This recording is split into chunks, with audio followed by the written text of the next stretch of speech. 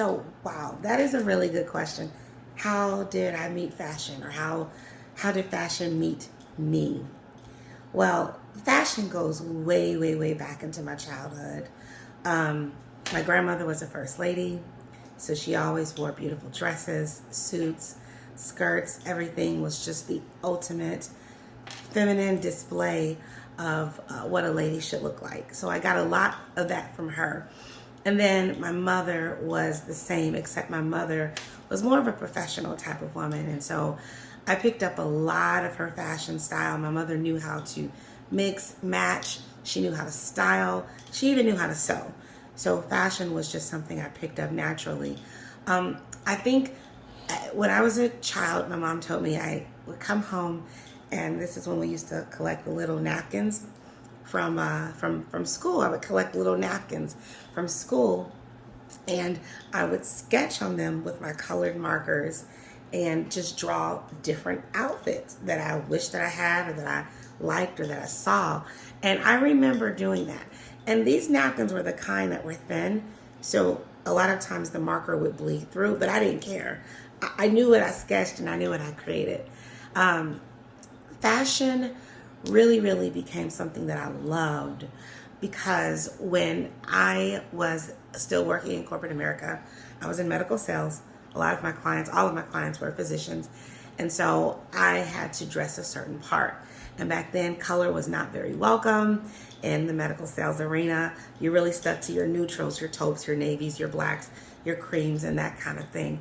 But I loved color. I loved color. But I didn't wear it a lot, because predominantly, the majority of my time was spent working. So I had started sketching things really just for myself, because I thought, if I don't see it in stores, because remember, I was a curvy girl. I was a plus size girl, plus size woman, have been full figured all my life. And so for me, if I don't see something, then I just want to create it.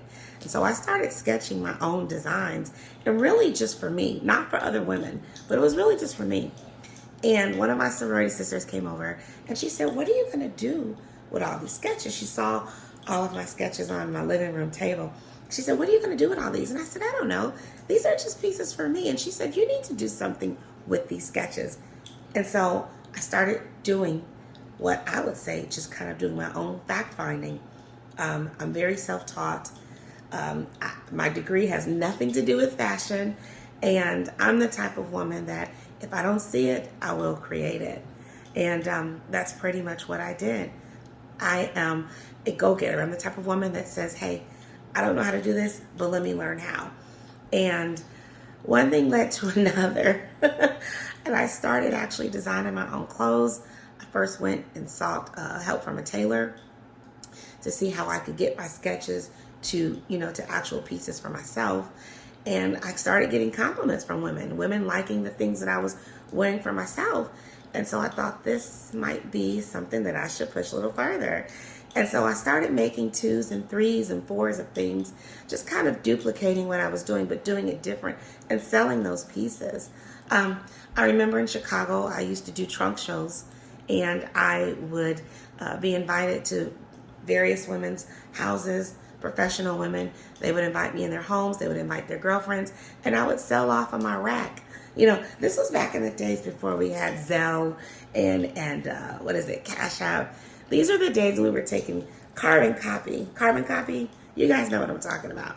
Carbon copy for credit cards and checks. Yes, I took checks.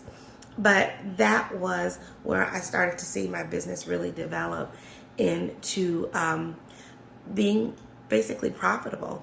And from there, I kept selling, kept growing.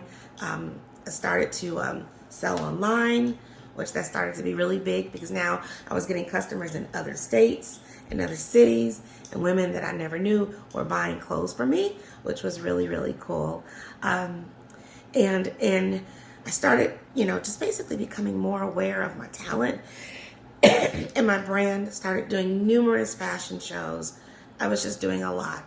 And then I garnered the attention of the Macy's Chicago Fashion Incubator program. And this was a program where It was a very rigorous program, and it's a year-long program. At the time, it was a year-long, and they only accepted 6 designers a year.